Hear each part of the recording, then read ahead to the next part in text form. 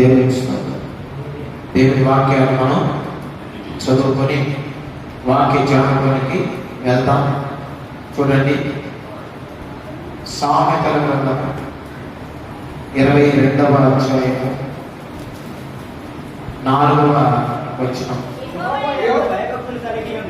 యెహోవా యందు భయభక్తులు కలిగి ఉండుట వినయమునకు ప్రతిఫలము, ఐశ్వర్యమును ఘనతయు జీవమును దాని వలన కలుగును. చిన్న ప్రార్థన చేస్తాను. కృప కలిగిన మా తండ్రి, ప్రేమ కలిగిన మా ప్రభువా, ఈ పరిశుద్ధ పాదాలకు వందనాలు చెల్లిస్తున్నాం. ఈ దినమునైనా చదవబడినటువంటి వాక్యం అయినా నీ బిడ్డలకి అర్థమై అందులో ఉన్నటువంటి మేలులు, ఆశీర్వాదాలు బిడ్డలు పొంది నీ ఇష్టానుసారంగా నా ప్రభా బిడ్డలు బ్రతున్నట్లు కృప దయచేసి అయిపోతామని నిలబడిన నన్ను సులువు చాటును మరుగుపరిచి మీరు మాత్రమే మాట్లాడి నన్ను తెచ్చుకోమని యేసుక్రీస్తు నామములో ప్రార్థిస్తున్నాను తండ్రి, ఆమేన్. హల్లెలూయా. సొలొమోను భక్తుల ద్వారా రాయబడిన మాటలు బాగా గమనించండి. సొలొమోను భక్తుడు అంటే is the king of the Israel and Judah. Israel దేశానికి అలాగే యూదా దేశానికి రాజు అయినటువంటి సొలొమోను గారు రాశారు. ఇంకొక పేరు యెదిద్య, దీనికి ఇంకొక పేరు యెదిద్య అనేటువంటి పేరు ఉంది. ఇక్కడ చూడండి, నా వైపు తలదించుకోబాక, నేలలో చూడబాక. ఈ సొలొమోను భక్తుడు దేవుని యొక్క ఉద్దేశాన్ని ఇక్కడ పెట్టాడు. ఈ బైబిల్లో ఈ వచనంలో పెట్టాడు. ఈ వచనము కంఠపాఠం అయితే చాలా మంచిది, చాలా శ్రేష్టమైన ఆశీర్వచనపు వాక్యం. సామెతల గ్రంథము 22వ అధ్యాయము 4వ వచనం. యెహోవా యందు భయభక్తులు కలిగి ఉండుట వినయానికి ప్రతిఫలం, ఘనతయు ఐశ్వర్యమును జీవమును దాని వలన కలుగును. ఐశ్వర్యమును ఘనతయు జీవమును దాని వలన కలుగును. ఎవరికి అంటే యెహోవా యందు భయభక్తులు కలిగి ఉంటారే. యెహోవా యందు భయభక్తులు కలిగి ఎలా నడుచుకునే వాళ్ళు? వినయముగా ఉండే వాళ్ళకి ఈ 3 రకాల ఆశీర్వాదాలు గమనించారు. దేవుడి యందు భయభక్తులు కలిగి వినయముతో నడుచుకుంటా ఉంటే 3 రకాల ఆశీర్వాదాలు. ఒకటి ఐశ్వర్యము, రెండోది ఘనత, మూడోది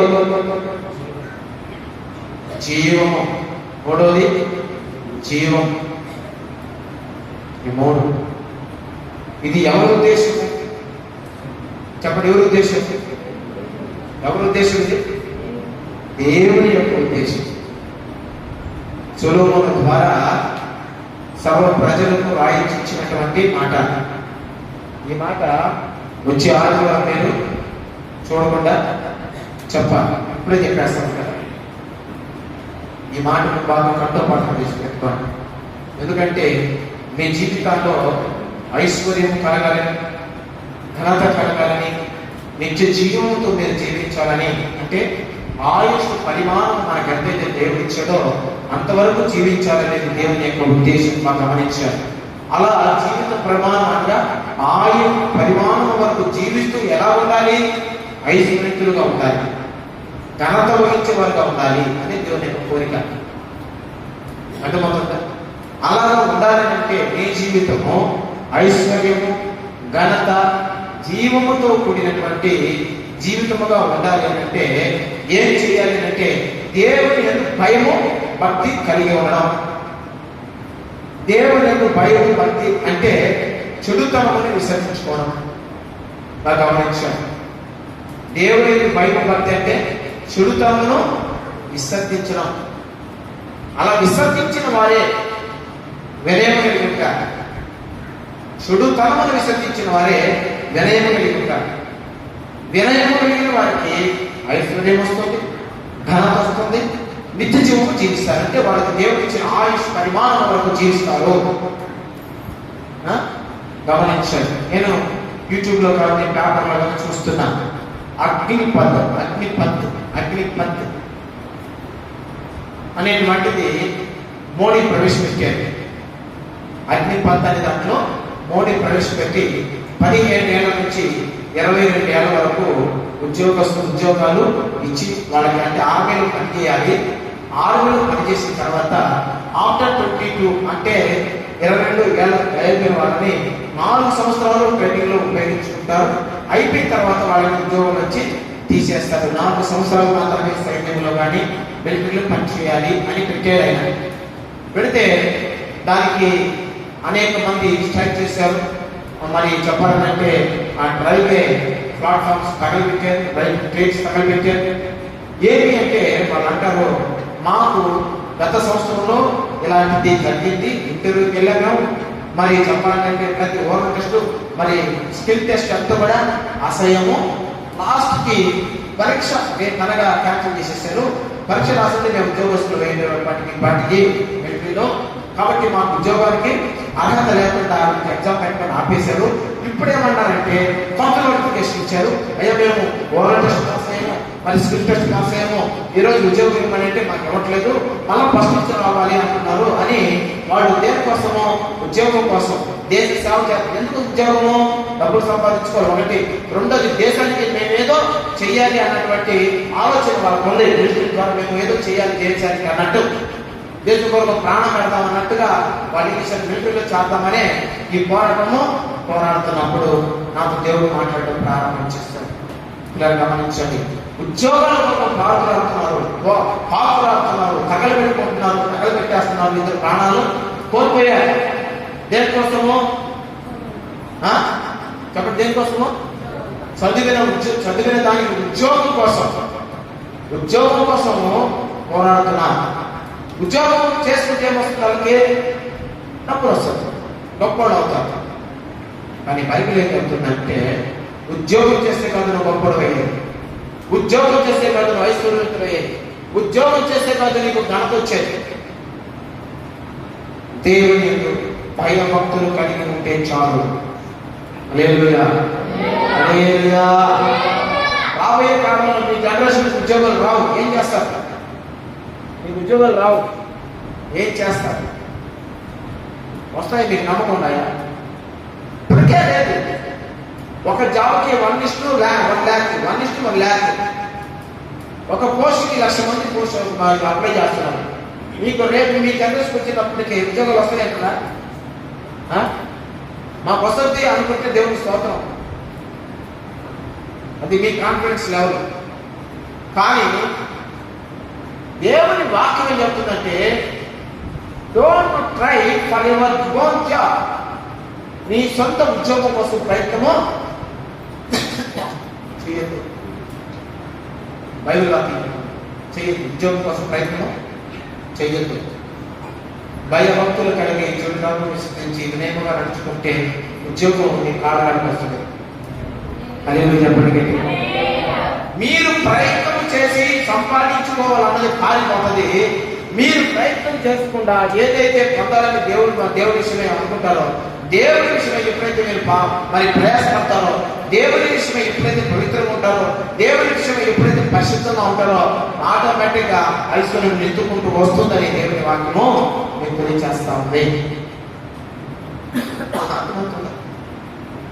కాబట్టి దేవుని సన్నిధిలో మనం ఉండాల్సిన నియమాలు నిబంధనలు కానీ పాటిస్తే ఖచ్చితంగా గమనిస్తుంది కావచ్చు, పెద్దవాళ్ళు కూడా కావచ్చు, దేవుడు మన ఆశీర్వదిస్తారని దేవుని వాక్యము తెలియజేస్తాను. అందుకే చెప్పాడు, నువ్వు దేవుని భయము భక్తి కలిగి ఉండాలి. వినయము ఏముండాలి? నోట్ చేసుకోవాలి. ఎక్కడ మనకి నోట్ చేసుకుంటున్నాం. వినయం ఉండాలి, భయభక్తులు ఉండాలి. వినయముతో భయభక్తులు ఎవరైతే కలిగి ఉంటారో వాళ్ళ దగ్గరికి ఐశ్వర్యం వెంటనే వస్తుంది, ఘనత వస్తుంది, జీవము వస్తుంది. ఒక ఉదాహరణ బైబిల్ నుంచి చెప్తాడు. ప్రియమైన వారు, మరి దావీదు భక్తుడు మనకి బైబిల్లో ఎరిగినాం. చిన్నప్పటి నుంచి దావీదు ఎలా పెరిగాడు అంటే పరిశుద్ధంగా పెరిగాడు. యవ్వన ప్రాయంలో పవిత్రంగా పెరిగాడు. మ్యారేజ్ అయినా కూడా ఏ విధమైన శరీర పాపం చేయాలి గమనించాలి. దావీదు జీవితం మ్యారేజ్ అయిపోయిన తర్వాత కూడా కొన్ని సంవత్సరాలు శరీర పాపము చేయాలి. కొన్ని సంవత్సరాలు మ్యారేజ్ అయిపోయినా కూడా కొన్ని సంవత్సరాలు కూడా శరీర పాపము చేయాలి. కాబట్టి దేవుడు ఏం చేశాడు? అతన్ని చేసి ఏం చేశాడు చెప్పండి? ఏం చేశాడు? సింహాసనం మీద కూర్చోబెట్టి కనపరిచాడు. దేవుని స్తోత్రం. ఈరోజు ఒకటి యవనస్తులకు కాల్సి పరిశుద్ధమైన జీవితం, పవిత్రమైన జీవితం, తన శరీరాన్ని పవిత్రంగా పెట్టుకోవాలా, తన ఆత్మని కూడా పరిశుద్ధంగా పెట్టుకోవాలా. నేను మళ్ళా చెప్తున్నాను, శరీర పాపం చేసే వాళ్ళు ఉద్యోగాలు కదా అడుక్కు తిని బతుకొస్తుంది. బాగా గమనించాను. శరీర పాపం చేసే వాళ్ళు, శరీర సంబంధమైన ఆలోచించిన వాళ్ళు ఉద్యోగాలు రావు, కాకపోగా అడుక్కుని తిని బతుకైపోద్ది. బైబిల్ ద్వారా చాలా మంది ఉన్నారు. ఆయన తెలుసుకోండి. అందుకని చెప్తున్నాడు, ఒక యవనస్తులే కావచ్చు, పెద్ద వయసులే కావచ్చు, అందరూ కూడా వివాహితులు కూడా ఈ వాక్యము పాటించాలి. ఈ వాక్యాన్ని పాటించాలి. నీ జీవితంలో ఐశ్వర్య ఘనతలు జీవితం శాశ్వత కాలంగా ఉండాలి అంటే దేవుడు అంటే భయం ఉండాలి. మనల్ని ఎవరు చూడలేదు అని దొంగ సాటుగా పాపం చేస్తే ఎవరు చూస్తారు? దేవుడు చూస్తాడు. ప్రతి ఒక్కటి దేవుడు చూస్తున్నాడు. అందుకని దేవుడు ఏం చేస్తాడో తెలుసా? దేవుడు ఎప్పుడైతే చూస్తాడో వారి శరీర పాప సంబంధమైన ఆలోచించిన, శరీర పాపం చేసిన దేవుడు చూసి ఏం చేస్తాడంటే దేవుడు ఇచ్చిన ఆయన ఆత్మ తీసేస్తాడు. అర్థమవుతుంది? ఎవరైతే ఈ పాపం చేస్తారో అప్పుడు దాకా దేవుని ఆత్మతో నడిపించబడిన వారు ఈ శరీర వ్యభిచార పాపంలో జాగ్రత్తం అనే పాపం ఎవరైతే చేస్తారో వాళ్ళలో ఉన్న దేవుని ఆత్మని తీసేస్తాడు. దేవుడు ఎప్పుడైతే దేవుని ఆత్మను తీసేస్తాడో వాళ్ళ జీవితం భ్రష్టత్వంలోకి వెళ్ళిపోతాడు. దేవుని ఆత్మ లేదు కాబట్టి దెయ్యం ఆత్మే పనిచేస్తుంది. వాళ్ళలేక అది సౌలు కాడ ఉదాహరణ. సౌలు ఒక ఉదాహరణ. దేవుని ఆత్మ తీసివేయబడము దురాత్మలకు చేస్తుంది. చూడండి. కాబట్టి ప్రతి ఒక్కరు కూడా జాగ్రత్తగా విని ఆచరించ యోగ్యమైన ఈ వాక్యం జాగ్రత్త. నేను కొంతమందిని గమనిస్తుంటాను. మీకు చెప్తున్నా, నేను మీ ఫ్రెండ్స్ ఉంటారు. వీళ్ళని చెప్పాలంటే మీ ఫ్రెండ్స్ ఉంటారు. మరి అబ్బాయికి ఫ్రెండ్స్ ఉంటారు, అమ్మాయికి ఫ్రెండ్స్ ఉంటారు. ఈ అబ్బాయిలను ఫ్రెండ్షిప్ చేసేటప్పుడు అబ్బాయిలు ఏం చేస్తారంటే వాళ్ళ ఫ్రెండ్షిప్ని వాళ్ళకి తీసుకొచ్చుకుంటారు. ఎందుకంటే ఫ్రెండ్షిప్ని బట్టి వాళ్ళు ఏం చేస్తారంటే వచ్చినటువంటి వాళ్ళు, ఇంట్లోకి వచ్చిన వాళ్ళు వాళ్ళ చెల్లెళ్ళు కాకుంటే వాళ్ళ అక్కలు కాకుంటే వాళ్ళని పాపంలో రొప్పులో పెంచడానికి వాళ్ళు పాపంలో చేస్తారు. బాగా గమనించాను. నేను చాలా మందిని గమనించు. తీసుకొస్తే స్నేహితులు తీసుకొచ్చి ఏం చేస్తారు? వాళ్ళ చెల్లెళ్ళు కానీ అక్కడ ఉంటే వాళ్ళని పాపంలోకి ప్రేమలోకి పిలుస్తారు.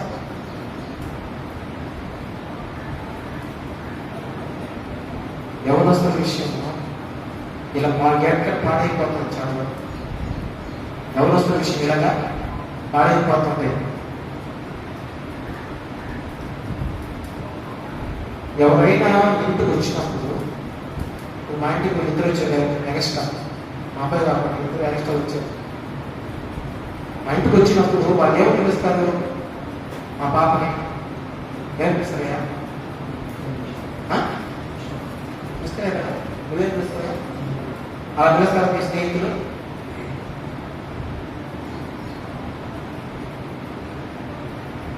ఫర్ ఎగ్జాంపుల్ శశి ఉన్నాం, శశిని అనుకుంటాం, ఫ్రెండ్స్ తీసుకొస్తారు. మీ చెల్లెల్ని వాళ్ళ చెల్లెల్ని సంబోధిస్తారా? చెల్లెళ్ళు ఉన్నారని చూస్తారా? తమాషా నిమిషం పడుతున్నా అలాంటి ఫ్రెండ్స్ ఉంటున్నా. అలా కాకుండా వీడు నా ఫ్రెండ్ అంటారు, వీళ్ళ మధ్య పొదుపు చేస్తారు, వీళ్ళందరిలోనే మన చెల్లెలు చేస్తారు. ఈ విధంగా చాలా కుటుంబాలలో యవనస్తులు నాశనం అయిపోతారు. అందుకు ఎవడైనా వస్తే ఇంటికి వస్తే నీ చెల్లిని చెల్లిలాగా చూసేవాడిని ఇంటికి తీసుకొచ్చు, నీ చెల్లిని వేరే విధంగా చూసేవాడిని ఇక్కడికి రానివ్వదు.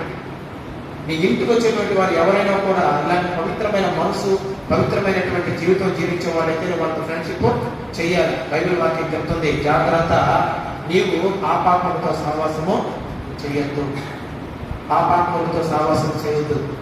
గమనించండి, లవ్వుల గురించి నేను అమ్మాయిని ప్రేమించాను, ఈ అబ్బాయిని ప్రేమించాను అని చెప్పుకునే వాడితో అసలు సహవాసమే చేయొద్దు. అది చేస్తే మీరు పాడైపోతారు, అలాగా మీరు పాడైపోతారు. నేను ఎవరే చెప్తా, బాగా గమనించాను. ఈరోజు ఒక విధంగా చెప్పాలంటే దేవుని బిడ్డగా ఉన్నాను, స్నేహితులుగా ఉన్నారు, బాగానే ఉన్నాను. ఒకడేం చేసిండు, నేను నిన్ను ప్రేమిస్తున్నాను అంటాడు, లేకపోతే నీతో అని ఏదో వ్యతిరేకమైనటువంటి మాటలు మాట్లాడి వ్యతిరేకమైన క్రియ చేయిస్తాను. ఒకరోజు వాళ్ళకి ఏమవుతుందంటే వీళ్ళకి నిర్బంధం అయిపోయేసి, దూరం అయిపోయేసి పెళ్లి చేసుకొని బయటకు వెళ్తాను. అక్కడ దేవుడి భక్తులు ఎదుగుతుంటారు అమ్మాయిని. అప్పుడు ఏమనుకుంటారు తెలుసా, ఒక్కోసారి ఈ వ్యక్తికి చదువుగా ప్రవర్తించాడో ఆ వ్యక్తి గురించి ఏమనుకుంటే తెలుసా, బయటకి ఏమో మళ్ళీ భక్తులు నటించడు, చర్చిలో బయటికి మరి భక్తులాగా నటించేవాడు, వాడు ఎంత ఘోరమైనటువంటి వాడు అని అప్పుడు అంటారు. అన్నమాట అర్థమవుతుందా? యోసేపు జీవితం అదే జరిగింది. యోసేపుని కాల్ చేయడానికి ఒక స్త్రీ వచ్చింది. అయితే యోసేపు కలిగి ఉన్నటువంటి జీవితం ఏంటో తెలుసా, దేవుడి యందు చెప్పండి ఏమన్నా భయం కలిగి ఉన్నారని రాస్తుంది. కాబట్టి ఏం చేశాడు, తప్పు చెప్పేసేసి ఆపేసిన తర్వాత జైల్లో వేయబడ్డాడు. కానీ జైల్లో వేయబడి ఒకరోజు ఏం చేశాడంటే రాజు తర్వాత రాజు అయిపోయాడు. ఈయన ఏమనుకున్నాడు మీరు ఒకసారి ఆలోచించండి.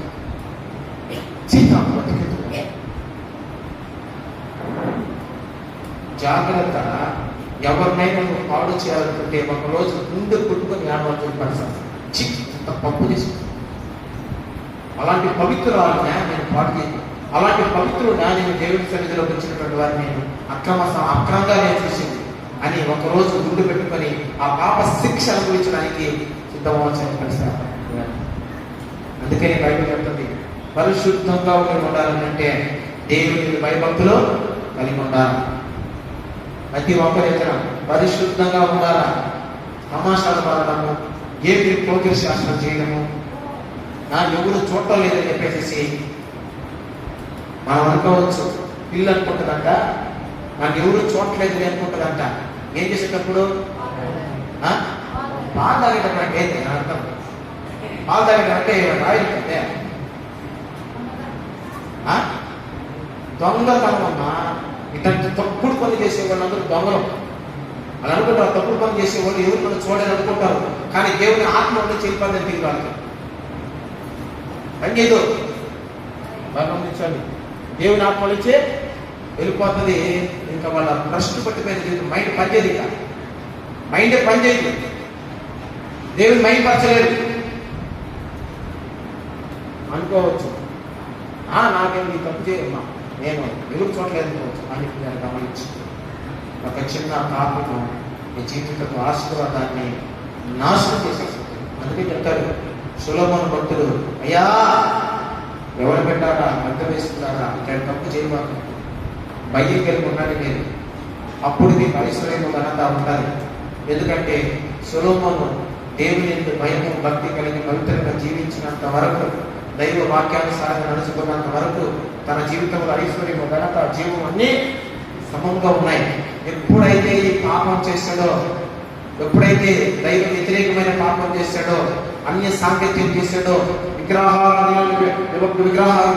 సంబంధాలు పెట్టుకున్నాడో, ఎప్పుడైతే దైవ వ్యతిరేకమైన పాపం చేశాడో దేవుని ఆత్మ వెళ్ళిపోయి పిచ్చోడైపోయాడు. లాస్ట్కి భ్రష్టు పట్టి చచ్చిపోయాడు. కోటిస్తుడు బిలియడ్ ఏమైపోయాడు, దిక్కులేని సౌండ్ వచ్చేది. సొలొమోను ఎలా తగ్గాడు? దిక్కులేని సౌండ్ వచ్చేది. అన్ని మధ్యలో తెచ్చేది. దేవుని బిడ్డ మధ్యలో చాలా అందుకు చెప్తున్నాడు, జాగ్రత్త జాగ్రత్త జాగ్రత్త. పాపం దగ్గరికి రానియకుండా దేవుని యొక్క భయం పట్టి కలిగి ఉంటే నీ ఉద్యోగాల కోసం ప్రయత్నించుకోవాలి. పరిగెత్తవలేదు, ఉద్యోగాల కోసం పరిగెత్తవలేదు, అడగవలేదు, అవే నీ దగ్గరకు వస్తాయి. హల్లెలూయా, హల్లెలూయా. ఐశ్వర్యం ఎదుర్కొంటూ వస్తుంది బిడ్డ, ఐశ్వర్యం వెనుక వస్తుంది.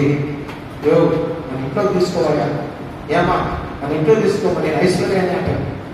నీకు పేరు ప్రఖ్యాతులు తీసుకొచ్చి ఘనతలు నేనమ్మా నన్ను పిలుచుకొచ్చుకుంటా. నీవు ఎక్కువ కాలం పథకాన్ని దేవుని మహిమార్థమై అన్నప్పుడు నువ్వు ఇలాగా ఉండాలని చెప్పేసి జీవం ఎత్తుకుంటూ వస్తున్నాను. ఒక ఉదాహరణ మీకు తెలుసు, నేను కూడా చెప్పాను. మరి దావీదు జీవితంలో చెప్పాను. దావీదు జీవితంలో ఎట్లాగైతే దేవుడిని భయభక్తులు కలిగి ఉన్నంత వరకు ఎక్కడ కూడా దావీదుకి చెడ్డ పేరు మీదే రాలా. అయితే దైవ వ్యతిరేకమైన పని ఒకసారి చేసాడు, దేవుడికి భయపడని పని ఒకటి చేశాడు. అదేంటంటే విచారం. వెంటనే ఏం జరిగిందో తెలుసా? దేశ దిమ్మడైపోయాడు. ఐశ్వర్యం పోయింది, ఘనత పోయింది. ఎప్పుడు చచ్చిపోతాడు గురువు తెలియదు, నువ్వు చంపేస్తాడు ఈ గురువు తెలియదు. దావీదు ఒకసారి జ్ఞాపకం చేస్తుంది. మహారాజు అయినటువంటి దావీదు సింహాసనం మీద నుంచి కాలుతో చల్లబడ్డాడు. ఆయన అలాగా మనకి దేవుడు సుఖము సౌఖ్యము భాగ్యం ఇచ్చినప్పుడు మనం కూర్చొని బాగా ఉంటూ దేవుడిని మర్చిపోయి పాపం చేసామంటే ఒక్కసారి దేవుడు తన్నాడంటే మన కింద నుంచి పైకి రాలేని పరిస్థితి.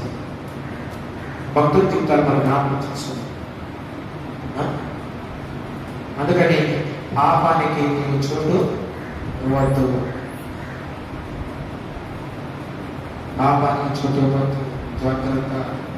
అందుకే కుమారుడా, పాపము నీకు ప్రేరేపించినప్పుడు నీవు దాని మాట వినద్దు వినద్దు వినద్దు వినద్దు వినద్దు.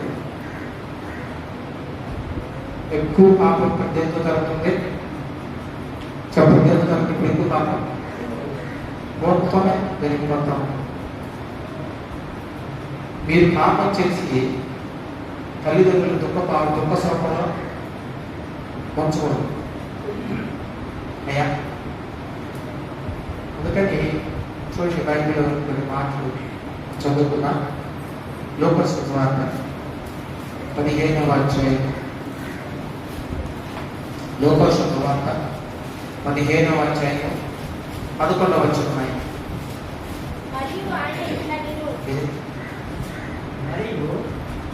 ఆయన ఇట్లానే ఒక మనుషునికి 2 కుమారులు ఉండేవి. వారిలో చిన్నవాడు, తండ్రి ఆస్తిలో నాకు వచ్చి బాగా మిమ్మల్ని తన తండ్రిని అడగగా అతడు వారికి తన ఆస్తిని పంచిపెట్టాను. కొన్ని దినములైన తరువాత ఆ చిన్న కుమారుడు సమస్తమును కూర్చుకొని దూరదేశమునకు ప్రయాణమైపోయి అచ్చట తన ఆస్తిని దుర్వ్యాపారం వలన పాడు చేసి. ఇక్కడ చదివినటువంటి మాట బాగా మళ్ళా ఇంకోసారి మిగతాన్ని చదువుతాను. మిగతాన్ని చదువు 11 పరిగొచ్చు. మరియు ఆయన ఇట్లనేమో ఒక మనుషునికి 2 కుమారులు ఉండేవి. వాడు చిన్నవాడు, తండ్రి ఆస్తిలో నాకు వచ్చు భాగం అని అన్న తండ్రిని అడగగా చాలా గమనించండి. ఒక తండ్రికి ఎంతమంది పిల్లలు చెప్పండి? ఎంతమంది? 2. బాగా గమనించాలి. ఒక తండ్రికి 2 బిడ్డలు కుమారులు ఉంటే ఆ 2 కుమారులలో ఒకడు మాత్రం వచ్చి తండ్రితో మాట్లాడుతున్నాడు, ఒకడు మాత్రం తండ్రితో మాట్లాడటం లేదు. మరి గమనించాలి. ఒకడు తండ్రితో మాట్లాడుతున్నాడు. ఏమని మాట్లాడుతున్నాడు అంటే, అయ్యా అమ్మా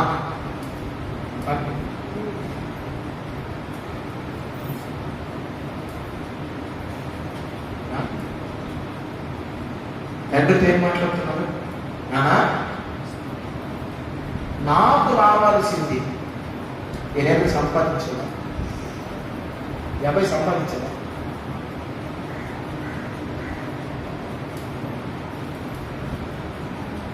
నాకు రావాల్సిందేనంటే ఆ నాయన ఏం చేశాడంటే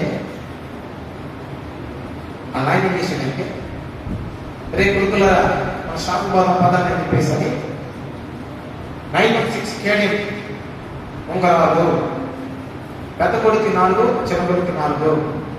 చెప్పండి తెలుసు.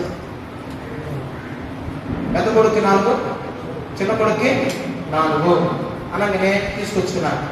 చూడండి, ఎవరు గురించాడు? నాన్న ఎవరు గురించాడు? చెప్పండి. ఎవరికి? పెద్ద కొడుక్కి.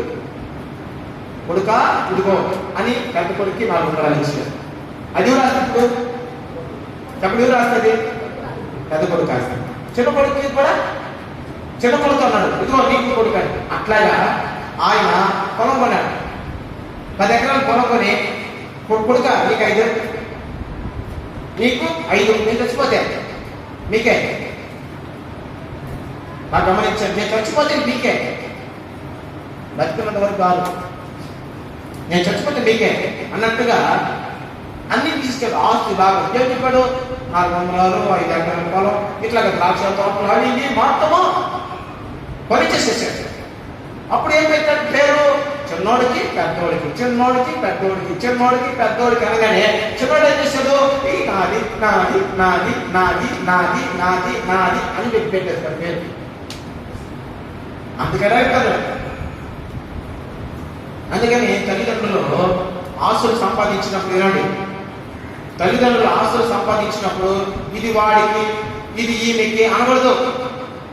ఎప్పుడు దాకా? నీకు సావస్తున్నంత వరకు అనకూడదు. పంపకాలు పంచకూడదు. ఒకవేళ పంపకాలు పంచితే ఇప్పుడు నువ్వు బతుకున్నాగానే నిన్ను చంపేసి లాగేసుకుంటారు. ఆడికి వీడికి అనకూడదు. ఆడికి ఇది, ఏమికి ఇది, ఆమెకి ఇది అనకూడదు. నేర్చుకోవాల్సిన విషయం అది. కాబట్టి ఉండగానే బతికుండగానే ఏం చేస్తాడు? సంపాదించి పెట్టేసినప్పుడు ఇది రామనాడు వచ్చేసేసి నాకు రావాల్సిన భాగం నాకు అంటే నాది అన్నట్టు అడిగాడు. గమనించండి, ఎందుకు అడిగాడు? గమనించండి, నాది అనే మాట సెపరేట్ అయిపోతున్నాను అనే అర్థం. మీలో నుంచి నేను విడిపోతున్నాను, మీకు నేను దూరం అయిపోతున్నాను. చూడండి పిల్లలు, బాగా గమనించండి. ఈ డెసిషనే ఆ జీవితానికి శాపకరం. చూడండి, యెషయా గ్రంథం 53 ఆలోచించాలా డెసిషన్స్. అందుకని యవనస్తులు తీసుకోవాల్సిన డెసిషన్స్ ఎలాంటి డెసిషన్స్ తీసుకోవాలా? త్రోవ తప్పి పోతిమే, తనకిష్టమైన త్రోవకి తొలిగాను. చూసారా? చాలు. ఇడేం చేస్తున్నాడు? ఇటుకు ఓన్ డెసిషన్. అయ్యా బాగా నోట్ చేసుకోండి, వాక్యం నోట్ చేసి పెట్టుకోవాలి మీరు. ఇది నేను ఎంతో రీసెర్చ్ చేస్తే ఈ ప్రసంగం తయారైంది. దానికి వాక్యము వాక్యం ఆ రెఫరెన్స్ కి అదే కరెక్ట్. అదేం చేస్తాడు? బైబిల్ వాక్యంలో రాయకుండా ఆల్రెడీ యెషయా గ్రంథంలో రాజులపైన ఏమని వీడు ఇట్లాంటి నిర్ణయం తీసుకుంటాడు కాబట్టి వీడు సావుకి శాపానికి అర్హుడైపోతాడు అని. అంటే చూడండి, తల్లిదండ్రులకు వ్యతిరేకంగా నేను దూరం అయిపోతాను. నేను మళ్ళీ ఇప్పుడు ఇంకొక మాట చెప్తా, మళ్ళీ జ్ఞాపకం చేసుకోండి. ఉద్యోగం పాడుపడేవాడు జీవితంలో ఎక్కడ బాగుపడినట్లు, తన తల్లిదండ్రులు సుఖపడినట్లు ఏమీ లేదు. నేను అందుకని అంటాడు, వాళ్ళ ప్రయత్నాలు అలా చేయకూడదు అంటేనే. వాళ్ళు చదువుకున్నారా? సెల్ఫ్ వర్క్ ఏదైనా చేసుకోండి. ఏం పనులు లేవా? పనులు లేవా? మా పెద్దవాళ్ళు చెప్పాలంటే మన గ్రామం ఉంది, మన గ్రామంలో ఉద్యోగం లేకుండా పని లేకుండా ఉంటారు కొంతమంది. పనులు బతకలేరా? ఉదాహరణ చెప్పేది నేను. పనులు లేని ఇక్కడే ఉండి నాకు పని లేదు అని అనేప్పుడు షాప్లో అట్లా వస్తాం అడగలు కొనుక్కుంటాం. పూలో అంటూ అమ్ముకుంటుంది ఒక ఆమె. పని ఇట్లా ఎక్కడ పని చేస్తుంది? ఎక్కడ పని చేస్తాను? ఏ దేశంలో పని చేస్తుంది? ఏ ఎక్కడ పని చేస్తుంది? నీకు ఉద్యోగం లేదు, నాకు సంపాదన లేదు, నాకు ఇంటికాడికే వచ్చి తనకు ఉద్యోగం చేసుకొని పోతుంది. చేసుకోవట్లా? ఎంతమంది బతుకుతున్నారు మన వీధిలోనే బయట వాళ్ళు వచ్చి. అందుకు చేసుకోకూడదు. ఎందుకు చేసుకోకూడదు? ఆడేడో కాడ కాదు తెలుసుకుని ఉద్యోగం చేసేదన్నా. నేను అదే చెప్పాను, మా అబ్బాయి విషయంలో నేను ఉద్యోగం మీద ఆధారపడదలుచుకోవాలి.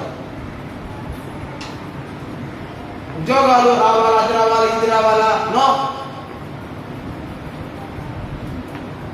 జ్ఞానం ద్వారా మనం దేవుడికి ఐశ్వర్యాన్ని పొందగలము. జ్ఞానం ద్వారా ఉపయోగించుకుంటే. హల్లెలూయా, హల్లెలూయా.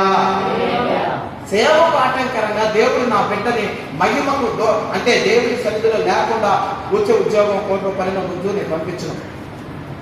ఈరోజు ఏం చెప్పాలి? నా బిడ్డ ట్రిపుల్ సెలెక్ట్ అయ్యి ట్రిపుల్ నేను పంపించుంటే సెలెక్ట్ అయ్యేసి ఈరోజు అక్కడ నేర్చుకుంటున్నాడు బాబు. ఆఫ్టర్ 6 years కనీసం ఒక 50 లక్షలు 4 లక్షలు తీసుకురా బాబు నెలకి. కానీ దేవుడు నాకు చెప్పాడు, వద్దు, నా మహిమ కొరకే నాకు ఇప్పుడు ఈరోజు చూడండి డ్రమ్ము. నేను అందుకనే దేవుడు నా బిడ్డని ఇక్కడే పెట్టుకున్నాను. డబ్బులు వద్దు, విలోక సంబంధించిన ఉద్యోగాలు వద్దు. నా బిడ్డ దేవుని కొరకి వాడబడాలి, నాకు సపోర్టబుల్గా ఉండాలంటే. నా బిడ్డ దేవుని కొరకు ఉపయోగపడాలా, నాకు సపోర్ట్గా ఉండాలా. నా తదనంతరం సేవ ఆగిపోకుండా సేవ నడిపించుకోవాలి, ముందుకు ఇచ్చుకెళ్ళాలి. ఎందుకంటే నా బిడ్డ విషయం నాకు తెలుసు. దేవుడి మధ్యలో చెప్తున్నాను, దేవుని ఆత్మ నా మీద ఉంది. నా బిడ్డ ఏ తప్పు చేయడు, నాకు నమ్మకం. ఎవరితో శుద్ధ ప్రవర్తించడు, లవ్వులు క్యూలు అనేవి రావు. నా బిడ్డకి ఫోన్లు చేస్తుంటారు, అమ్మాయిలు కూడా ఫోన్లు చేస్తుంటారు. మాట్లాడే ప్రతి ఒక్కరితో అక్కాని సంబంధించి మాట్లాడతారు. నా బిడ్డ వేరే విధమైనటువంటి మాటలే ఉండవు. దైవ సంబంధమైన విషయాలుగా ఉంటాయి, ఎడ్యుకేషన్ సంబంధమైన విషయాలుగా ఉంటాయి. నా బిడ్డ ఫోన్లో మాట్లాడితే చాటింగ్ చేస్తే కూడా. అంతేకాని నా బిడ్డను అడుగుతాను, ఆయా ఫోన్ తీసుకొని వెంటనే చూపిస్తాను. ఎందుకంటే దాచుకోదు. ఉన్నాను 10 నిమిషాలు కొన్ని డిలేట్ ఇస్తాను అనే లేదు అక్కడ. Is perfect. ఒక సేవకుడిగా ఇష్టపడతాను నా బిడ్డని, ఒక తండ్రిగా ఇష్టపడతాను నా బిడ్డని. నేను అంత పవిత్రమైన జీవితాన్ని తీసుకున్నాను కనుక ఆ బిడ్డని దేవుడు తన ఐశ్వర్యం ఆయన కాడికే తప్పిస్తాడే నమ్మకం. ఆయన నిజం చెప్తున్నాను. నీ గురించి నీ తల్లిదండ్రుల సాక్ష్యం ఇవ్వాలా. What about you? నీ క్యారెక్టర్ నీ తల్లిదండ్రుల సాక్ష్యం ఇవ్వగలిగి ఉండాలి. బాగా మంచి. కాబట్టి మరి ఉద్యోగ విషయంలో ప్రయత్నాలు అనేది కాదు, కానీ సెల్ఫ్ వర్క్ చేసుకో, ప్రార్థన చేయండి, ప్రభుత్వాన్ని అడగండి. ఎవడా దేవుడు? ఎవడా? నేను గర్వంగా కాదు, రేపు సంవత్సరము ఇదే నెలకి నా బిడ్డ ₹1,00,000 ఇంట్లోనే నుండి ఇంట్లో నుంచి సంపాదించగలడు అనే నమ్మకం. ఇంట్లో నుండే దేవుని మహిమాత్రమే వాడబడదు. నెలకి ₹1,00,000 నా బిడ్డ ఇస్తాడు. మా అబ్బాయికి 15 ఏళ్ళ వయసు, 16 ఏళ్ళు, 18 ఏళ్ళు లేవు. అందుకని లేకపోతే ఇప్పుడు 18 ఏళ్ళు కాబట్టి ఇప్పుడు ఇంట్లోనే కనీసం నెలకు ఒక ₹50 సంపాదించగలిగినటువంటి జ్ఞానం పిల్లడిపించాడు దేవుడు. ఏది లేదు నాన్న, లేకపోతే ఇంట్లోకి రాబోతుందని చెప్పాను. తన జ్ఞానాన్ని దేవుని కొరకు ఉపయోగించాల. దేవుని యొక్క జ్ఞాన సంబంధమైన ఆ జ్ఞానాన్ని మంచి కొరకు ఉపయోగించినప్పుడు దేవుడు ఆశీర్వదిస్తాడు. గమనించాం. ఈ సమయాన్ని పాపానికి ఇవ్వద్దు. మీ ఆలోచనలని పాపపు క్రియకి తలనివ్వద్దు. పరిశుద్ధమైన జీవితాన్ని జీవించండి. ఐశ్వర్యం నీ వెనకాల పరిగెడుతుంది అని సులోమోను భక్తులు తెలియజేస్తున్నాడు. జాగ్రత్త, మరి జాగ్రత్తగా ఉండాలి. అందుకని నీ పవిత్రతను బాగా జాగ్రత్తగా కాపాడుకో.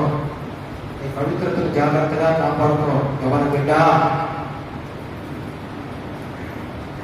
పవిత్రతను జాగ్రత్తగా కాపాడుకో. నేను ఉంటే చెప్తా, ఇదంతా ఖాళీ అవసరం లే, నాకు ఖాళీ అవసరం నాకు మొన్న మారే దేవుని వాక్యాన్ని ఆస్వాదించబడాలని నాకు ఇష్టం. ఈరోజు ఈ వాక్యానికి మీరు అనుకుంటాను, నేను అటెండ్ కూడా కాపాడాలని నేను అనుకోను. ఈరోజు ఈ వాక్యానికి అర్హులు, ఈ పవిత్రమైన మార్గంలోకి వెళ్ళడానికి బిడ్డలు అర్హులు. కాబట్టి దేవుడు ఈ బిడ్డలకు ఇక్కడ నిలబెట్టాడు అని నేను భావిస్తూ వాక్యాన్ని బోధిస్తాను. ఒక్కరికైనా బోధిస్తాను. ఈ వాక్యం ఏ విధంగా బోధిస్తాను? 100 మంది ఉంటే బోధించేది కాదు, ఒక్కరున్న కూడా బోధిస్తాను. ఎందుకంటే ఆశ కలిగి ఆసక్తి కలిగిన ఒక్కరికైనా వాక్యం బోధించడం సిద్ధమే దేవుడి వాక్యం. ప్రియమైన కాబట్టి చూసినప్పుడు సెల్ఫ్ థింకింగ్, సొంత ఆలోచనలు చేయకూడదు. యవనస్తులుగా గమనించాలి. ఏం చేశాడు ఇక్కడ? సొంత ఆలోచించి ఏం చేశాడు? నాకు భాగము ఇమ్మన్నాడు, ఆస్తి పంచేయమన్నాడు. పంచబడిన తర్వాత ఏం చేశాడు? వెళ్ళిపోయాడు. తండ్రి మాట అన్నాడు. మాట కొడుకు అడగగానే నానా ఆశిచ్చి నానా అనగానే తండ్రి వెంటనే ఎదుగురా అని రాసిచ్చేసి ఉంటాడా? ఒకసారి ఆలోచించండి. నాన్న వెళ్ళిపోతానా, నా డబ్బు నా ఆస్తి నా ఇచ్చేసి అంటే వెంటనే ఓకే సంతోషం చెప్పి వచ్చుంటాడా? చెప్పండి. బాధపడుతుందా? చూడండి, యెషయా 55 వచ్చాయి, 1 వచ్చిన చదవండి. కొనిన వారలారా, నీళ్ళ యొద్దకు రండి. రూపాలు లేని వారలారా, మీరు వచ్చి కొని భోజనం చేయుడి. రండి, రూపాలు లేకపోయినను ఏమీ ఇయకే ద్రాక్షరసమును పాలను కొనిడి. ఆహారము కాని దాని కొరకు మీరేలా రూపాయలు ఇచ్చేదారు? సంతృష్టి కలుగ చేయడానికి కొరకు మీ కష్టార్జితముని ఎందుకు వ్యయపరచెదరు? నా మాట జాగ్రత్తగా ఆలకించి మంచి పదార్థము భుజించుడి. మీ ప్రాణము సారమైన దాని యందు సుఖింపనీయకుడి. ఆయన ఉద్దేశం ఏంటి? తండ్రి ఉద్దేశం అరే మీరు సారవంతమైన భోజనం తినండి, ఆరోగ్యం ఉండండి. కొడుక నా ఇంట్లో ఉండవు కదా, రోజు ఆట పొట్టేళ్ళు కోసి ఒళ్ళు కోసి మేకలు కోసి సమృద్ధికరమైన ఆహారం పెడుతుంటే ఇదేం చేశాడు? నాకు అది వద్దు, నాకు ఇది రకరకాలు కావాలన్నట్టు వెళ్ళిపోయాడు తీసుకొని. ఆ రాసులు అక్కడ దుర్వ్యాపారముల వలన తన డబ్బంతా ఖర్చు చేసేసి లాస్ట్కి ఏమంటాడంటే నేను పందులు మేపుతాము, పందులు మేపుతాము, పందులు తినే పొట్టు తిందాము. ఏమనుకున్నాడు? చూసారా ఏ స్థితికి వెళ్ళిపోయాడు? వాస్తవం చెప్పాలంటే తండ్రి నుంచి దూరమయ్యాడు. సొంత ఆలోచన వలన తండ్రి నుంచి దూరమయ్యాడు. దూరం అయిపోయిన వాడు అన్ని ఏం చేశాడు? ఏదైతే తండ్రి చేత ఇవ్వబడ్డాయి అవన్నీ కూడా బాగా గమనించాడు. అది మహిమ. అదేంటది? మహిమ, ఆశీర్వాదాలు. ఏం చేశాడు? ఖర్చు పెట్టేస్తాడు. దేనికోసమో అదే చెప్తాడు ఇక్కడ యెషయా గ్రంథంలో. దేని ప్రయోజనం లేని దాని కొరకు ఎందుకలా ఖర్చు పెట్టావు? నిష్ప్రయోజనమైన దాని కొరకు నువ్వు ఎందుకలా ఖర్చు పెడుతున్నావు? నేను ఖర్చు కాకుండానే నీకు ఐశ్వర్య సంబంధమైనటువంటి సారవంతమైనటువంటి ఆశీర్వాద సంబంధమైన ఆహారం నీకు ఇవ్వాలని నిష్పడుతున్నాను బిడ్డ. నువ్వు ఎందుకు నేను పోగొట్టుకుంటున్నావు? దేవుడు మనకి సారవంతమైన ఆహారాన్ని, ఆరోగ్యకరమైన ఆహారాన్ని దేవుడు ఇస్తానంటే 60 నూడిల్స్ తిని, ఆ బర్గర్స్ తిని, అవి తిని ఇవి తిని, చెత్త తిని చాతాలు తిని, ఆరోగ్యం బాగలేక కడుపులో పేరు ఇంత ఆహారం తినేటువంటి పేరు ఇంతలా ఉంటే అవి ఈ బర్గర్లు అవి తినేసి సెట్ అయిపోతుంది. ఏమి ఆహారం తినలేమనంటే తినలేను. ఎందుకు తినలేనంటే దానికి అలవాటు చేసేసాడు. ఆ నూడిల్స్ పేరు మాత్రమే వేసి కరెక్ట్గా దాంట్లో తెచ్చుకొని ఆ పేరుకి అంత అర్థమైనతో తినలేదు. ఏమి తింటే వాళ్ళంటే తినలేదు. ఎందుకు? సారవంతంగా అయితే తినలేను, ఆర్డర్ చేసేది మాత్రం తింటా. ఈరోజు యూత్ ఎలా తయారైందంటే ఈ దేహానికి ఆరోగ్యం ఇచ్చేటువంటి ఆరోగ్యకరమైనటువంటి కాయగూరలు ఆకుకూర తినరు. నాశనం చేసేటువంటి నూడిల్స్ ఇంకా రకరకాలు ఉందా, రైస్, ఫ్రైడ్ రైస్, ఇంకా ఏంటి గోబీ,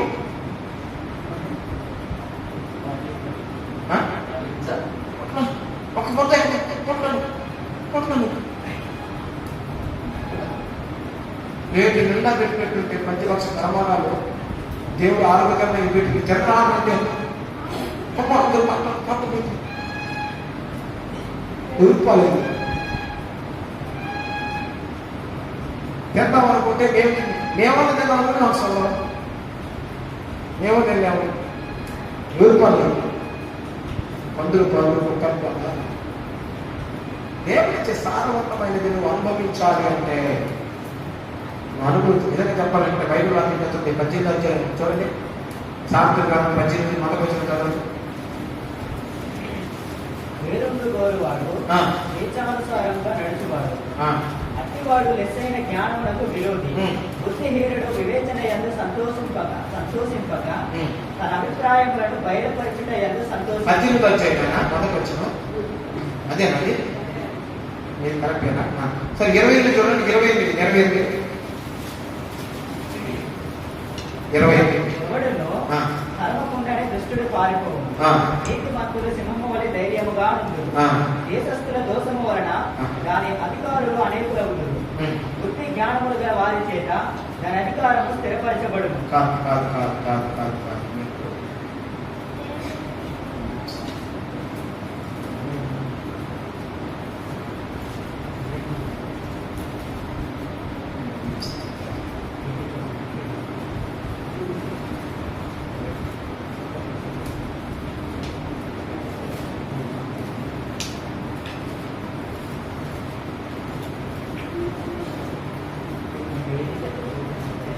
కాదు, నీతిమంతులు ఆకలి తీరా భోజనం చేయడం రాసుకుంటాయా?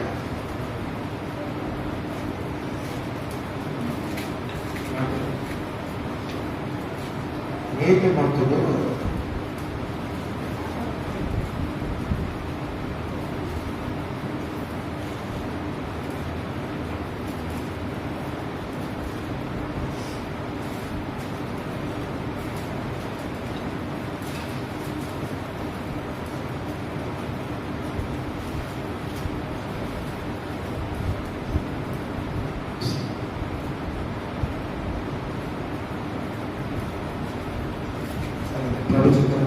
కానీ నీతిమంతులు ఎలా పడుతుంటారంట?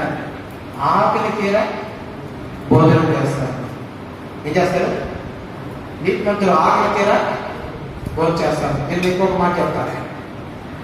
ఏమిరా తిరుగుతున్నావురా, నిద్ర రావట్లేదు, ఏం రావట్లేదు, నిద్రే రావట్లా, ఎందుకు రావట్లేదు? బైబిల్ చెప్తుంది నీతిమంతుడు కంటిన్యూగా నిద్రపోతాడంట. దేవుని స్తోత్రం కలుగుతాడు.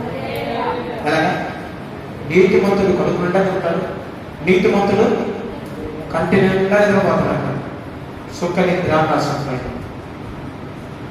కాబట్టి ఇక్కడ యవనస్తుడు మనం గమనం చూస్తే ఇక్కడ ఈ లోకస్ వార్తలో గమనించండి. అక్కడ ఒకచోట నిర్గమకాండం 11 అధ్యాయం 7 వచ్చింది.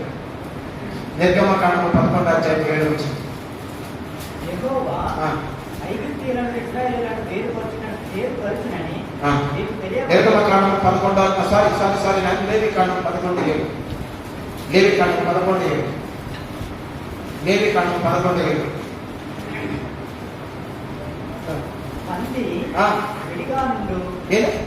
పంది విడిగా నుండు రెండు డెక్కలు కలిసిగా పంది ఏంటి? తప్పిపోయిన కుమారుడు ఏంటి? పంది ఏంటి? ఇక్కడ ఏంటి సంబంధాలు? పంది విడిపోయిన 2 డెక్కలు గల కాళ్ళు కలిగి ఉన్నప్పటికీ చదువు అది నెమరు వేయదు. అది మీకు అపవిత్రము. అది మీకు చదువు అపవిత్రము. అది మీకు అపవిత్రము. వాటి మాంసమును మీరు తినకూడదు. వాటి కళేబరములను ముట్టకూడదు. అవి మీకు అపవిత్రములు. మీకు అపవిత్రము. మీకు అపవిత్రమైతే నాకు దేవుడు చెప్తున్నాడు. మీకు అబద్ధమైతే అది నాకు అవునా కదా? పంది దేవునికి అపవిత్రమైందా ప్రియమైందా? చెప్పండి. దేవునికి అపవిత్రమైందా ప్రియమైందా? బాగా గమనించాలి. పంది దేవునికి ఇష్టమైన జంతువేనా కష్టమైన జంతువా? ఇష్టమైందా? దేవునికి ఇష్టము లేనిది, దేవునికి ఇష్టము లేనిది మనిషి కూడా, అంటే దేవుని బిడ్డలు కూడా ఇష్టం లేకుండా ఉండడం దేవునికి ఇష్టం. అలాంటి ఈడు ఎక్కడ పోయి ఉంటాడు అన్నాడు. అంటే చూడండి, ఇక్కడ వీడు చేసిన తప్పు దేవునికే వ్యతిరేకము, దేవునికే అసహ్యము. చూసారా? కొంతమంది అనుకోవచ్చు, నేను చేసే పాపం ఏముందిలే అనుకుంటారు, కానీ దేవునికి అసహ్యం అని తెలియదు.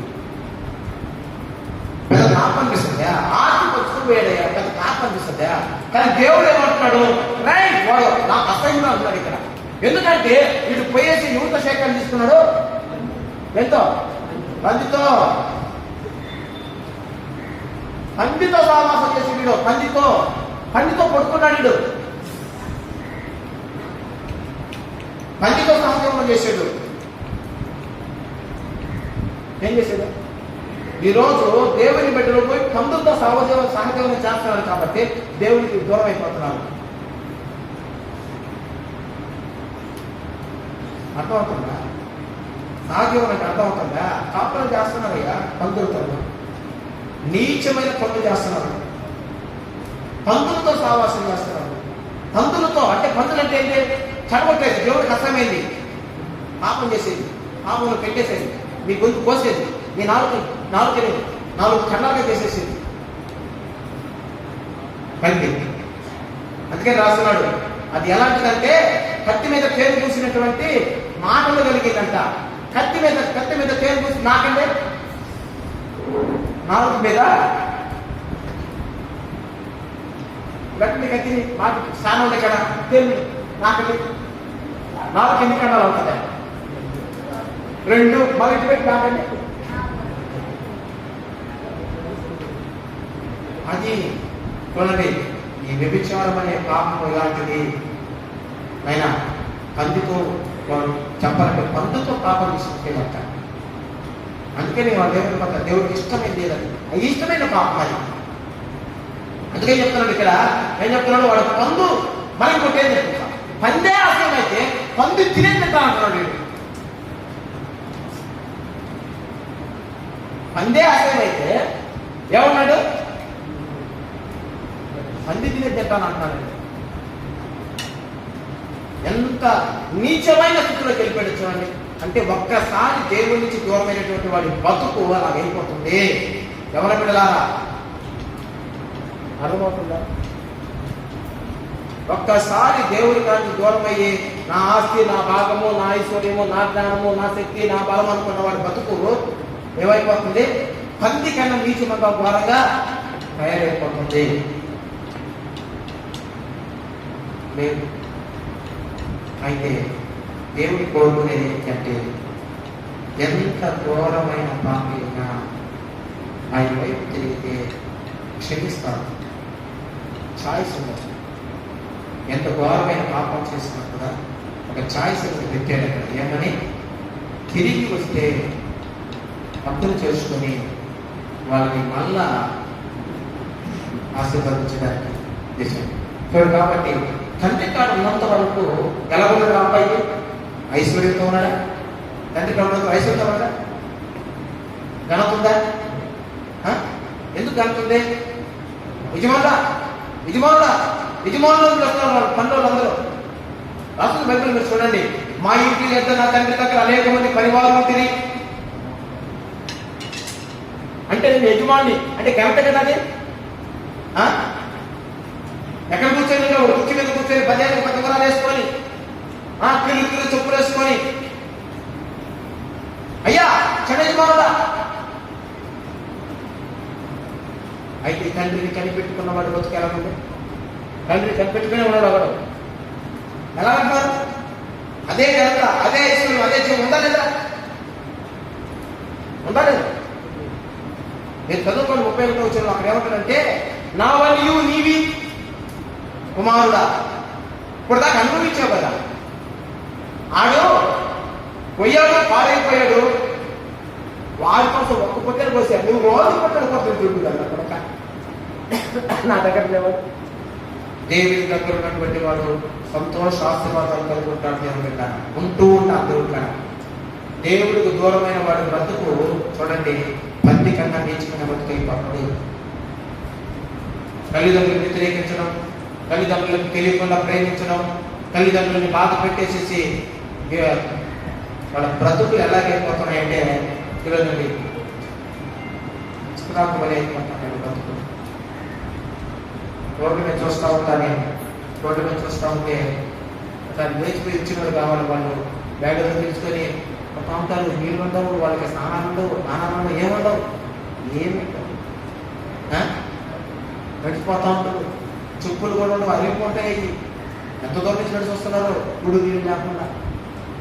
ఏమంత చిన్న ప్రేమ ఏంటి? ఒక్క సాగుకు వస్తున్నారు, చూస్తున్నాను, ఒక్క సాగుకు వస్తున్నారు ప్రియమైన వాళ్ళ. అందుకే చెప్తున్నాను నేను, మీ సొంత నిర్ణయాలు తీసుకొని ప్రేమలు, దొంగలు, పాపము, జాగ్రత్తలు, విచారములకు చోటే ఇవ్వద్దు. జాగ్రత్త బిడ్డలారా. ఎందుకంటే ఒక తండ్రి తన బిడ్డ పడే బాధను చూసి చెప్తున్నాడు. ఒక తండ్రి బిడ్డ పడిన బాధ, పోయి నా బిడ్డకి పైన అప్పుడు చిన్నోడు పోయి అయిపోయాడు, మీరు మాత్రం అలాగా ఉండొద్దు అన్నటువంటి విషయాన్ని బైబిల్ పొందుపరిచిన జరిగిన విషయం. ఇది జరిగిన విషయం, కథ కాదు, ఇది కథ కాదు, ఇది హిస్టరీ, జరిగిన విషయం. యేసు ప్రభు ఉపమాన రీతిగా చెప్పాడంటే దాని అర్థం ఏంటో తెలుసా? ఉపమానం అంటే జరిగినది అని. మీరు ఉప్పు అంటే ఉందా లేదా ఉప్పు, మీరు వెలుగు అంటే వెలుగు ఉందా లేదా. యేసు ప్రభు చేసిన ప్రతి పోలిక ఉన్న దాంతోనే పోల్చి చెప్పాడే, కానీ నేను దాంతో అబద్ధం కాదని చెప్పే యేసు ప్రభు. కాబట్టి ఇది జరిగిన విషయం, స్టోరీ ఇది. వింటున్నారా? జాగ్రత్తమైన జాగ్రత్తమ్మా, జాగ్రత్త. పాపాన్ని చోటు ఇవ్వద్దు దయచేసి. తల్లిదండ్రులు సంతోషపెట్టే బిడ్డలుగా ఉండండి. దోషం పోయిందంట, దోషం తెలుసుకునేదానికి ప్రాణం ఎట్టబెట్టినట్టే దోషం అని చెప్పేసి తల్లిదండ్రులు మోసం చేసి నేను అది నేర్చుకుంటాను, ఇది నేర్చుకుంటాను వచ్చి వెలువతే వ్యాపారం పడతాం. వాళ్ళ తల్లిదండ్రులు గోని నడుస్తున్నారు, గోడు గోడు గోడు గోడు గోడు గోడు పక్క బీబీ ఈ ప్రక్క కూడా బుద్ధి ఘోరంగా మోసం చేసేస్తున్నారు తల్లిదండ్రులు. పాపానికి లోబడి. జాగ్రత్త, జాగ్రత్త. మీ భవిష్యత్తును జాగ్రత్తగా కోరుకోండి. చివరిగా చూడండి, అక్కడ వాడికి మార్మస్ వచ్చిందంట, బుద్ధి వచ్చిందంట. బుద్ధి అంటే జ్ఞానము. బుద్ధి అంటే దానికి ఇంకొకటి ఏంటి? బుద్ధి అంటే ఏంటి? జ్ఞానం వచ్చింది. జ్ఞానం వచ్చినప్పుడు వాడు ఏం చేశాడట? నేను మళ్ళీ చెప్తున్నా, జ్ఞానము అంటే నోట్ చేసుకోండి. నేను చెప్తా ప్రభు చెప్తున్నట్టు జ్ఞానము, తెలివి, వివేకము, ఈ మూడింటి గురించి రాస్తా ఉన్నాను, అది చెప్తాను ప్రసంగం. కాబట్టి జ్ఞానము అంటే భయభక్తులు కలిగి ఉంటే జ్ఞానము. దేవుని యందు భయభక్తులు కలిగి ఉంటే జ్ఞానము. వీడు బుద్ధి సంపాదించుకున్నాడు. ఇప్పుడు ఏమొచ్చేసింది వీటిలో చెప్పండి? బుద్ధి వచ్చేసిందంటే ఏమొచ్చేసింది? జ్ఞానం వచ్చేసింది. జ్ఞానం వచ్చేసిందంటే ఏమొచ్చింది? ఆటోమేటిక్గా దేవుని యందు భయభక్తులు. దేవుని భయభక్తులు అంటే ఏమిటో తెలుసు అర్థము? చెడుతనము చేయని వాడు. వాడు ఎప్పుడైతే ఈ భయభక్తులు కలిగి వచ్చాడో చెడుతనం అనేది మానేసేసి ఇంక నుంచి నేను ఈ పని చేయకూడదు అని టర్న్ అయ్యాడు. ఎప్పుడైతే యూటర్న్ తీసుకున్నాడో తండ్రి చేతులు కూడా యూటర్న్ లాగా రెడీ ఉన్నాయి. హల్లెలూయా, హల్లెలూయా, హల్లెలూయా. అందుకని ఒక్కోసారి తెలియకు పొరపాట్లు మన జీవితంలో జరుగుతాయి. దాన్ని క్షమించమని వదిలిపెట్టి యూటర్న్ తీసుకొని ప్రభు దగ్గరకి చాలా అలా వచ్చాడు.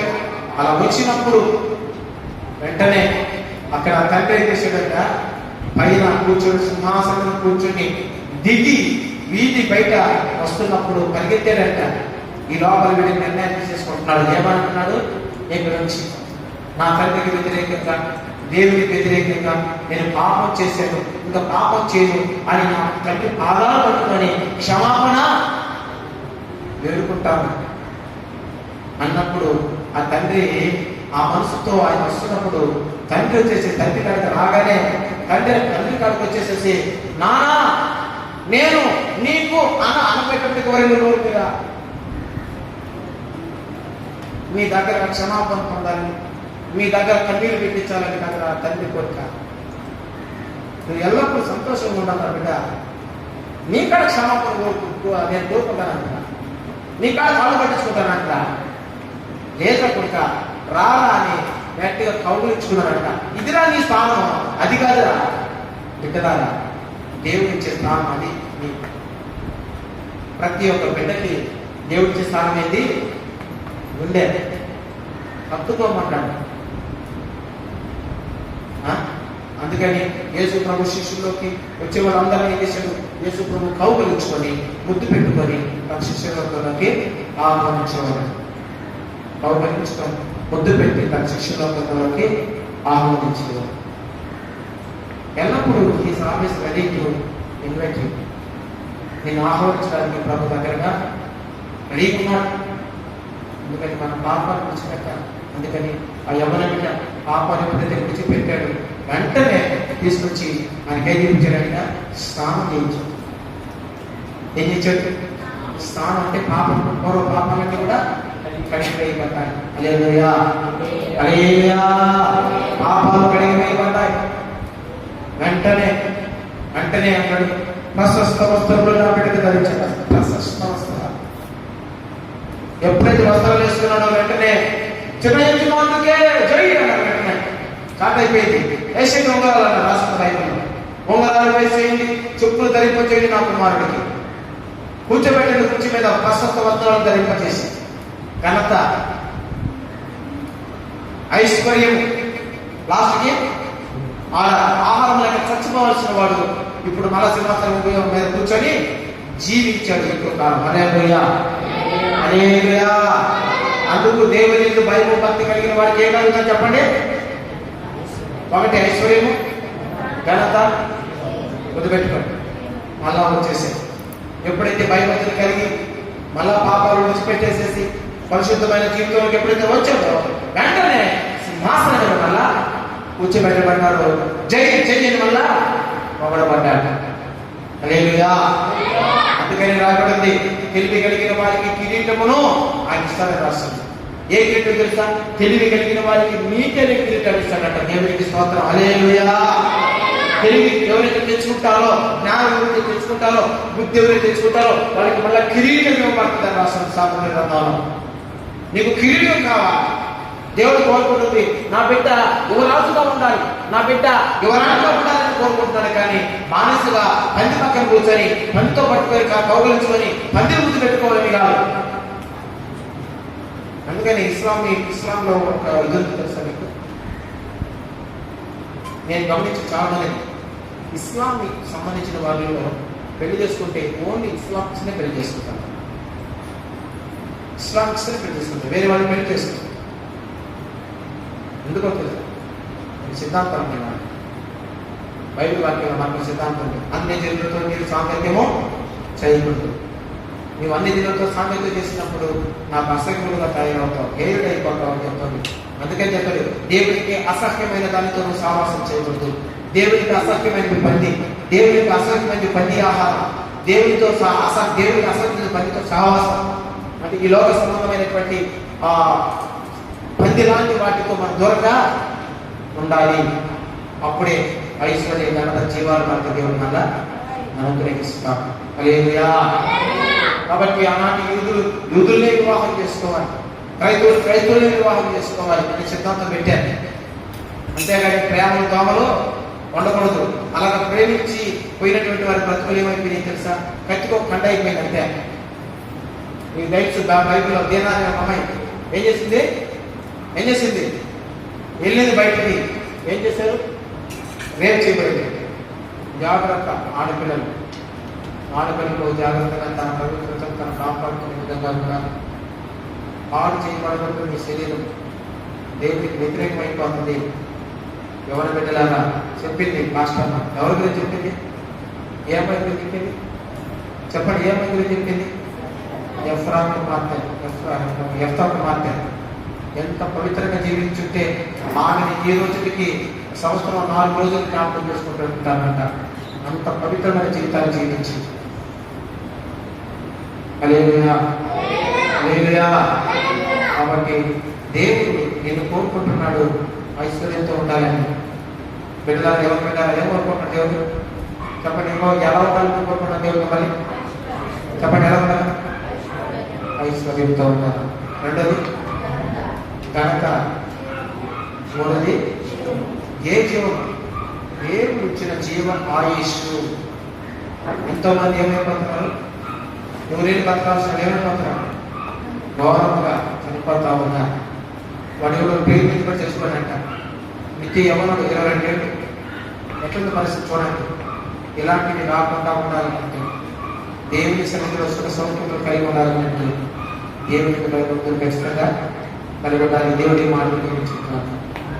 ప్రార్థన చేద్దాం. హృదయ బాధ వచ్చి ప్రార్థన చేస్తాం. తర్వాత